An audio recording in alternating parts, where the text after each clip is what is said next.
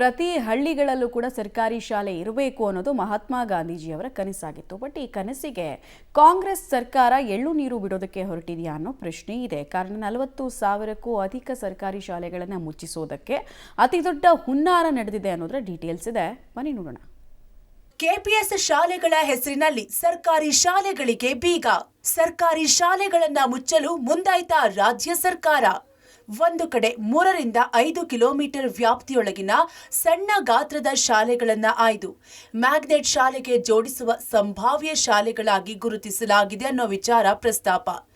ಮತ್ತೊಂದೆಡೆ 1 ರಿಂದ 5 ಕಿಲೋಮೀಟರ್ ವ್ಯಾಪ್ತಿಯ ಒಳಗಿನ ಚಿಕ್ಕ ಸರ್ಕಾರಿ ಶಾಲೆಗಳನ್ನ ಈ ಪ್ರಸ್ತಾಪಿತ ಕರ್ನಾಟಕ ಪಬ್ಲಿಕ್ ಶಾಲೆಗಳೊಂದಿಗೆ ಸುಲಲಿತವಾಗಿ ಸಮ್ಮಿಳಿತಗೊಳಿಸುವುದು ಅನ್ನೋ ಆತಂಕಕಾರಿ ವಿಷಯ ಸೇರ್ಪಡೆ. ಈ ವಿಚಾರಗಳೇ ಇದೀಗ ಕೆಪಿಎಸ್ ಶಾಲೆಗಳ ಹೆಸರಿನಲ್ಲಿ ರಾಜ್ಯ ಸರ್ಕಾರ ಸರ್ಕಾರಿ ಶಾಲೆಗಳನ್ನ ಮುಚ್ಚುವ ಅರ್ಥಾತ್ ವಿಲೀನಗೊಳಿಸುವ ಪ್ರಕ್ರಿಯೆಗೆ ಮುಂದಾಗಿದೆ ಅನ್ನೋದನ್ನ ಮುನ್ನುಡಿಯಂತೆ ತೋರಿಸುತ್ತಿದೆ.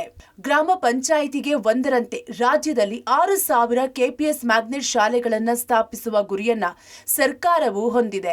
ಮೊದಲ ಹಂತದಲ್ಲಿ ರಾಜ್ಯದ 800 ಸರ್ಕಾರಿ ಶಾಲೆಗಳನ್ನ ಕೆಪಿಎಸ್ ಮ್ಯಾಗ್ನೆಟ್ ಶಾಲೆಗಳೆಂದು ಗುರುತಿಸಲಾಗಿದೆ.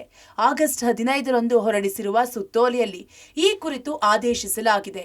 ಆ ಆದೇಶದಲ್ಲಿ ಈ ವಿಚಾರಗಳನ್ನ ಪ್ರಸ್ತಾಪಿಸಿರುವ ಸರ್ಕಾರ ವ್ಯವಸ್ಥಿತವಾಗಿ ಸರ್ಕಾರಿ ಶಾಲೆಗಳನ್ನ ಮುಚ್ಚಲು ಹುನ್ನಾರ ನಡೆಸಿದೆ ಅನ್ನೋದು ಇಲ್ಲಿ ಸ್ಪಷ್ಟವಾಗಿದೆ.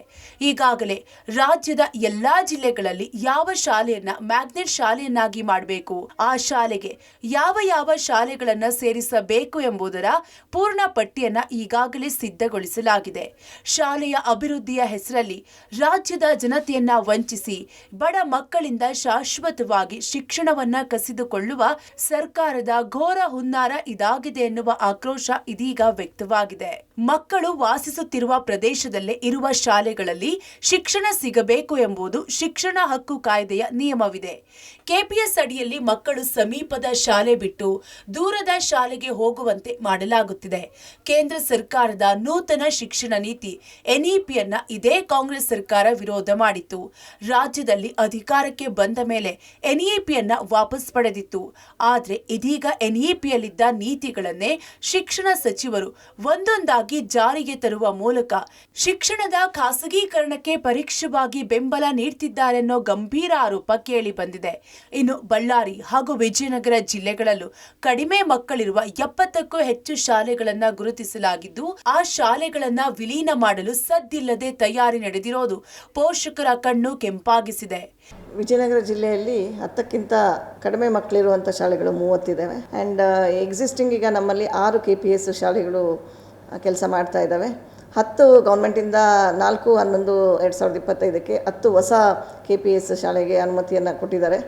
ನಂತರದಲ್ಲಿ ನಾವು KKRDB ಫಂಡಲ್ಲೂ ಸಹ ನಾವು 13ನ್ನ ರೆಕಮೆಂಡ್ ಮಾಡಿ ಕಳಿಸಿದ್ದೀವಿ. ಅದು ಸಹ ಅಪ್ರೂವಲ್ ಆಗಿ ಬರುವ ಸಾಧ್ಯತೆಗಳಿದೆ. ಅದು ಪರಿಶೀಲನೆ ಹಂತದಲ್ಲಿದೆ. ಗ್ರಾಮೀಣ ಭಾಗದ ಸರ್ಕಾರಿ ಶಾಲೆಗಳಿಗೆ ವಿದ್ಯಾರ್ಥಿಗಳನ್ನ ಸೆಳೆಯುವ ಕೆಲಸ ಮಾಡುವ ಬದಲು ಸರ್ಕಾರ ಮ್ಯಾಗ್ನೆಟ್ ಶಾಲೆಗಳ ಹೆಸರಲ್ಲಿ ಸರ್ಕಾರಿ ಶಾಲೆಗಳನ್ನ ಮುಚ್ಚಲು ಹುನ್ನಾರ ನಡೆಸಿರೋದು ದುರಂತವೇ ಸರಿ. Amaresh, public TV, Ballari.